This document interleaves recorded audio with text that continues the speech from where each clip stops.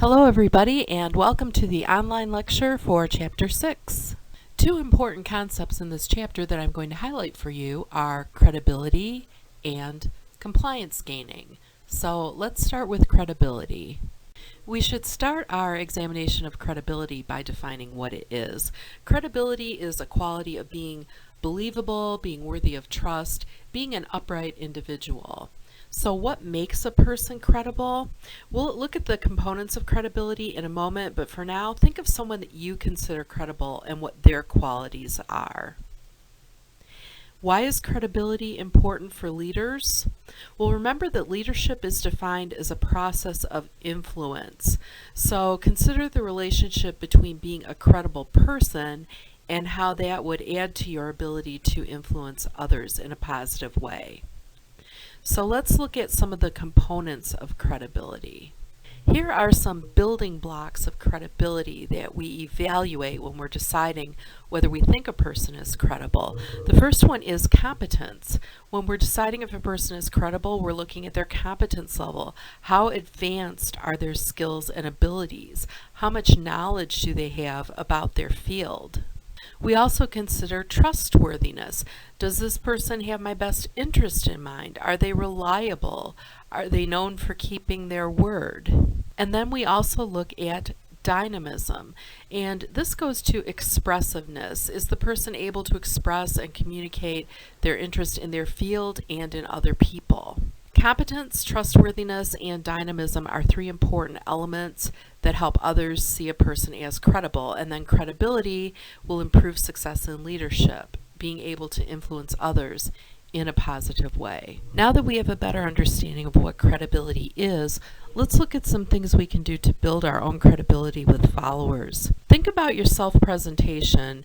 Remember in Chapter 1 we talked about how our choices are symbolic to followers.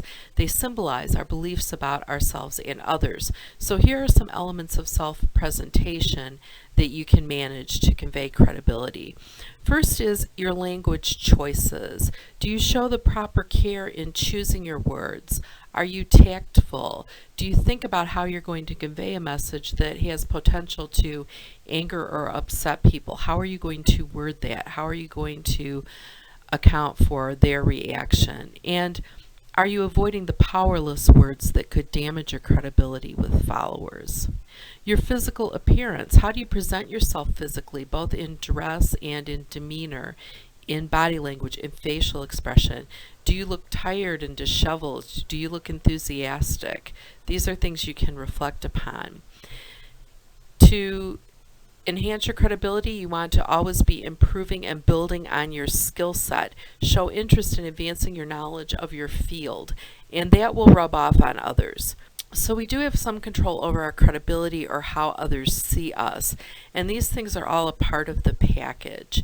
They require some honest self-reflection and a desire to improve. You could think about me. Am I credible as the instructor for this class? And if you think I am, why do you think so? And what might diminish my credibility with you? On pages 168 through 172 of our textbook, there are some other ways to build credibility, and I encourage you to review those carefully. Now let's turn to the subject of compliance gaining. Compliance gaining is the art of successful persuasion, and this is an important skill for leaders because leaders often have to convince others to follow their vision. Followers will not automatically comply without being convinced. When we think about argumentation and persuasion, be aware that there are two types of argument. When you say the word argument, a lot of people think of quarreling, but that's not the kind of argument we're talking about here. We're talking about the kind of argumentation that involves building a proper case for your point of view. So our focus here is on techniques that we can use to persuade other people to comply with us. This is done honestly and with integrity. We're not talking about duping people or forcing them to do things they don't want to do. We're talking about a sincere effort to convince someone else that our viewpoint is right. I find that students often feel that argumentation or persuasion are negative things or bad things or are coercive or involve trying to force somebody else to do something. And that is not the way we're talking about it here. We're talking about building a logical case for something you want to do and sincerely convincing the other person that you are right. So let's examine some compliance gaining strategies, and you'll find more strategies on pages 172 through 174 of your textbook. Please review those carefully. The first one is supporting evidence. You want to present supporting evidence to the other person, showing them that your opinion or desire is based upon facts, that you've really thought it through, you've done your homework, and this answers the why question for them. You can show the other person that there's a benefit to them. This could be an intrinsic benefit, like you'll feel better about yourself, or it could be an outright reward that you are offering. But this answers the what's in it for me question the other person might have. And you might be able to make use of referent influence by pointing out things that you have in common with the other person, such as saying, look, I'm a parent too, and here's why I think this is important for our kids. Let's look at 3 important steps in building a persuasive case. And if you've had a public speaking course and had to make a persuasive speech, you may have encountered these before. The first is presenting and defending your argument with factual support. Again, giving evidence to show that you have examined the issue carefully. Next is addressing the opposing viewpoint, knowing what the other side would say. This also shows that you have examined the issue fully and you've considered the other viewpoint too. It also allows you to point out any fallacies or flaws in the opposing argument. Please note that your book calls this attacking other positions, and I would not have chosen the word attack here.